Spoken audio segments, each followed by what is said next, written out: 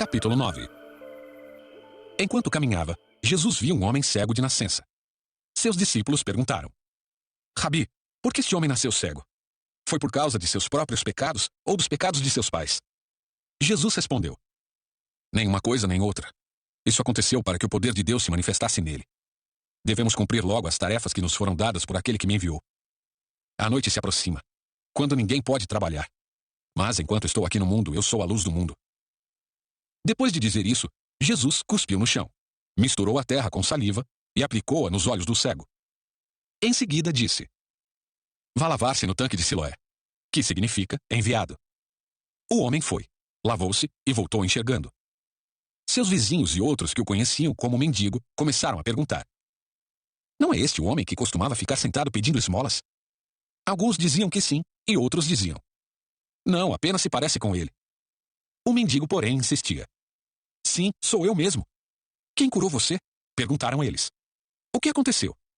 Ele respondeu: O homem chamado Jesus misturou terra com saliva, colocou-a em meus olhos e disse: Vá lavar-se no tanque de Siloé.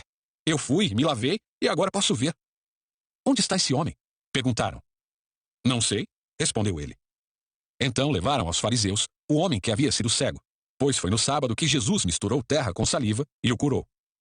Os fariseus encheram o homem de perguntas sobre o que havia acontecido e ele respondeu: Ele colocou terra com saliva em meus olhos e depois que eu me lavei, passei a enxergar. Alguns dos fariseus disseram: Esse homem não é de Deus, pois trabalha no sábado. Outros disseram: Mas como um pecador poderia fazer sinais como esse? E havia entre eles uma divergência de opiniões. Os fariseus voltaram a perguntar ao homem que havia sido cego: O que você diz desse homem que o curou? Ele deve ser profeta, respondeu o homem. Os líderes judeus se recusavam a crer que ele havia sido cego e estava curado. Por isso, mandaram chamar os pais dele e perguntaram: Ele é seu filho? Ele nasceu cego? Se foi, como pode ver agora? Os pais responderam: Sabemos que ele é nosso filho e que nasceu cego, mas não sabemos como pode ver agora nem quem o curou. Ele tem idade suficiente para falar por si mesmo. Perguntem a ele. Seus pais disseram isso por medo dos líderes judeus, pois estes haviam anunciado que, se alguém dissesse que Jesus era o Cristo, seria expulso da sinagoga. Por isso disseram: Ele tem idade suficiente, perguntem a ele. Então, pela segunda vez, chamaram o homem que havia sido cego e lhe disseram: Deus é quem deve receber glória por aquilo que aconteceu, pois sabemos que esse Jesus é pecador. Não sei se ele é pecador, respondeu o homem. Mas uma coisa sei, eu era cego e agora vejo. Mas o que ele fez? Perguntaram. Como ele o curou? Eu já lhes disse, exclamou o homem. Vocês não ouviram? Por que querem ouvir outra vez? Por acaso também querem se tornar discípulos dele? Então eles o insultaram e disseram: Você é discípulo dele, mas nós somos discípulos de Moisés. Sabemos que Deus falou a Moisés, mas nem sabemos de onde vem esse homem. Que coisa mais estranha, respondeu o homem. Ele curou meus olhos e vocês não sabem de onde ele vem. Sabemos que Deus não atende pecadores, mas está pronto a ouvir aqueles que o adoram e fazem a sua vontade. Desde o princípio do mundo, ninguém foi capaz de abrir os olhos de um cego de nascença. Se esse homem não fosse de Deus, não teria conseguido fazê-lo. Você nasceu inteiramente pecador, disseram eles, e quer ensinar a nós. Então, o expulsaram da sinagoga.